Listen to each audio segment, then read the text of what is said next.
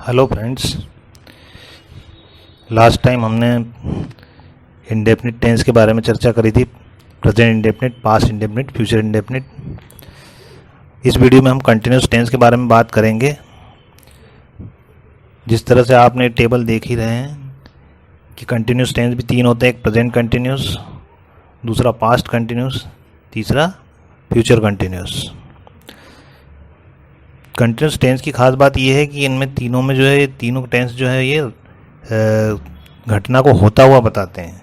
Present में कौन सी कार्य चल रहा है, पास्ट में हम कहीं पर गए तो वहाँ पे उस समय क्या चल रहा था, या फ्यूचर में हम कहीं जाएंगे तो वहाँ कौन सी गतिविधि चल रही होगी, उसकी यहीं से कल्पना करके सोच रहे हैं। तो इस तरीके से प्रेजेंट इंडेफिनिट की जो पहचान होती है वो हमेशा, प्रेजेंट कंटिन्यूस की जो पहचान होती है, प्रेजेंट कंटिन्यूस की जो पहचान होती है वो हमेशा रहा है, रहे हैं, रही है।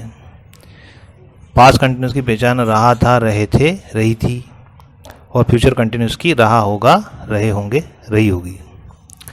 अब इसको अपन वन बाय वन देखते हैं। पहली बात तो इसमें खास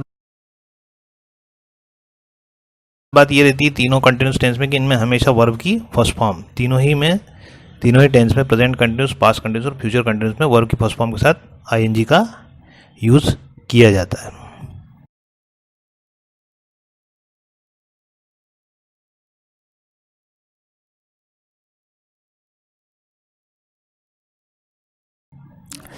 पहले प्रेजेंट कंटिन्यूस को लेते हैं। जिस तरह से दिया हुआ इसमें कि इसकी पहचान रहा है, रहे हैं, रही है, रहा हूँ आदि होती है। ये घटना को, इस समय कौन सी घटना चल रही है उसका होता हुआ होना बताती है। यहाँ पर इसका स्ट्रक्चर दिया हुआ है नीचे। एक बात तो कॉमन है कि सब्जेक्ट, वर्ब की फर्स्ट फॉर्म आईएनजी और ऑब्जेक्ट। सिर्फ आपको हेल्पिंग वर्ब चेंज करना है। यहाँ पर सब्जेक्ट के बाद में इज, एम या आर का यूज करेंगे। प्रश्न ये उठता है कि इज कहाँ लगाएं, एम कहाँ लगाएं, आर कहाँ लगाएं। तो इधर ब्रैकेट में जो है साइड में दिया हुआ है इसके बारे में। जब भी हमारा सब्जेक्ट जो होगा वो ही, शी, इट या एक वचन की संज्ञा का कर्ता होगा तो उस कंडीशन में हम वहाँ पर उसके साथ में इज का यूज़ करेंगे। यदि हमारा सब्जेक्ट आई है तो उसके साथ में एम का यूज़ करेंगे। और अगर कभी सब्जेक्ट आपका यू, वी, दे या बहुवचन संज्ञा का कर्ता होगा तो उस कंडीशन में अपन वहाँ आर का यूज़ करेंगे। इसमें कुछ एग्जाम्पल भी दिए हुए हैं हमने, जैसे कि वह फुटबॉल खेल रहा है, तेरा का सब्जेक्ट ही, उसके बाद में उसके हिसाब से हमने कौन सी हेल्पिंग वर्ब की, इज, फिर वर्ब की फर्स्ट फॉर्म के साथ में आईएनजी और आखिरी में ऑब्जेक्ट। तो ही इज प्लेइंग फुटबॉल। एक और सेंटेंस दिया हुआ है इसके अंदर, मैं फुटबॉल खेल रहा हूँ। यहाँ सब्जेक्ट आई आ गया है तो उसके हिसाब से हमने एम का यूज़ किया, वर्ब की फर्स्ट फॉर्म में ING, object, I am playing football. तो इस तरह से ये प्रेजेंट कंटिन्यूस। इसके बाद में बात करते हैं पास्ट कंटिन्यूस टेंस की। इसकी पहचान रहा था, रहे थे, रही थी होती है। आमतौर पर कोई भी घटना को पास्ट में हम कहीं गए तो वहाँ क्या क्या चीज़ें हमने होती हुई देखी, उस समय उसका उल्लेख करके बताने के लिए, वर्तमान में उसका उल्लेख करके बताने के लिए इसका यूज़ होता है। जैसे कल मैं मोहन के घर गया तो वहाँ वो नहा रहा था, उसके पिताजी खाना खा रहे थे, उसकी माताजी खाना बना रही थी, खूब हवा चल रही थी, पानी गिर रहा था, लोग सड़कों पे दौड़ रहे थे। इस तरह से रहा था, रहे थे, रही थी का यूज़ होता है। इसमें भी वही है, सब्जेक्ट, वर्ब की फर्स्ट फॉर्म के साथ आईएनजी और ऑब्जेक्ट। सिर्फ हेल्पिंग वर्ब चेंज करना है आपको। प्रेजेंट कंटिन्यूस में हमने इज, एम, आर का यूज़ किया था, यहाँ पर हम वॉज, वेयर का यूज़ कर देंगे। अब प्रश्न ये उठता है कि वॉज कहाँ लगे, वेयर कहाँ लगे।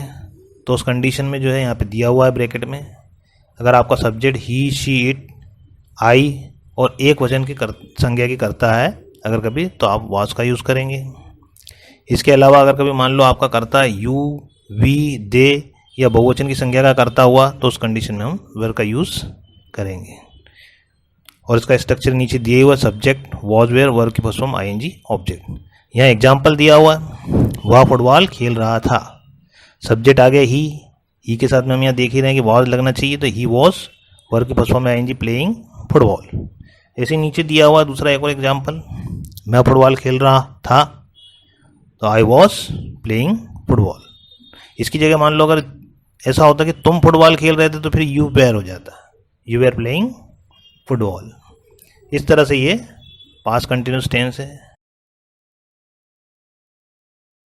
इसके बाद में हम फ्यूचर कंटिन्यूस टेंस के बारे में देखते हैं। इसकी पहचान होगी रहा होगा, रहे होंगे, रही होगी।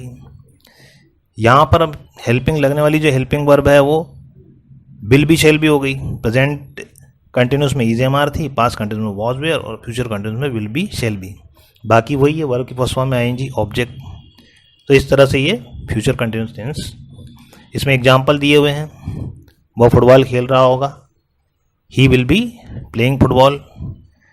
ये मैं फुटबॉल खेल रहा हूँ तो I shall be playing football. Will और शैल उसी तरीके से लगेंगे जैसे हमने पिछले वीडियो में फ्यूचर इंडेफिनिट टेंस के अंदर में देखे थे। जहाँ विल लग रहा था वहाँ पे यहाँ विल लग जाएगा, यानी ही आई और वी के साथ में जो है शैल भी लग जाएगा, बाकी सबके साथ में विल भी लग जाएगा। तो इस तरह से ये कंटिन्यूस टेंस के बारे में हमने आज चर्चा करी। इसके नेक्स्ट वीडियो में हम प्रेजेंट परफेक्ट, पास्ट परफेक्ट और फ्यूचर परफेक्ट टेंस के बारे में चर्चा करेंगे। धन्यवाद।